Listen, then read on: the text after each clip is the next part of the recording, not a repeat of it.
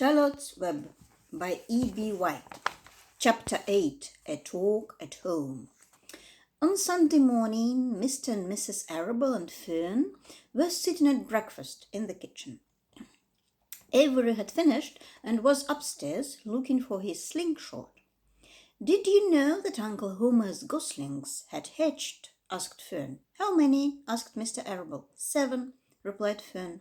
"There were 8 eggs, but 1 egg didn't hatch, and the goose told Templeton she didn't want it any more, so he took it away."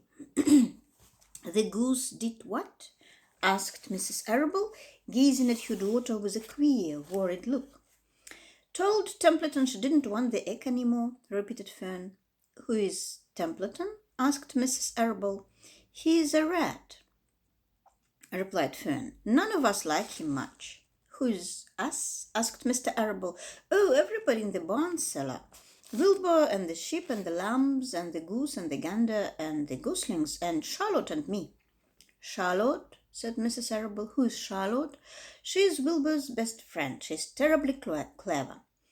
"What does she look like?" asked Mrs. Arable. "Well," said Fern thoughtfully, "she has 8 legs. All spiders do, I guess." "Charlotte is a spider?" asked Fern's mother. Fern nodded. "A big gray one. She has a web across the top of Wilbur's doorway. She catches flies and sucks their blood. Wilbur adores her." "Does he really?" said Mrs. Arable rather vaguely. She was staring at Fern with a worried expression on her face. "Oh, yes, Wilbur adores Charlotte," said Fern.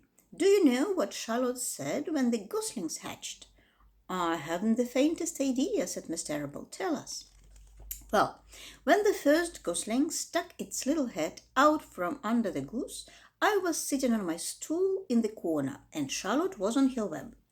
She made a speech. She said, 'I am sure that every one of us here in the barn cellar will be gratified to learn that after 4 weeks of unremitting effort and patience on the part of the goose, she now has something to show for it.' Don't you think that was a pleasant thing for her to say?" "Yes, I do," said Mrs. Arable. "And now, Fern, it's time to get ready for Sunday school. And tell Avery to get ready.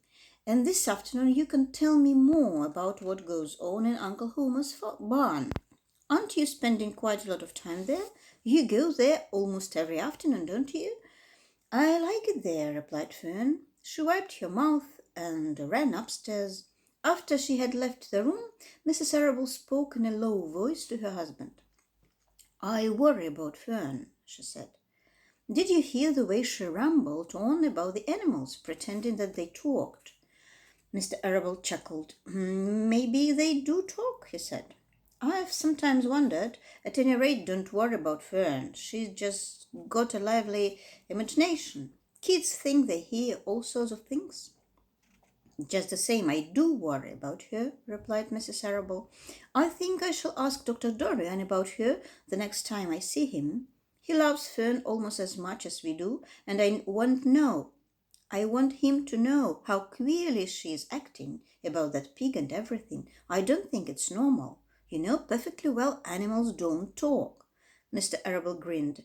"Maybe our ears aren't as sharp as Fern's," he said.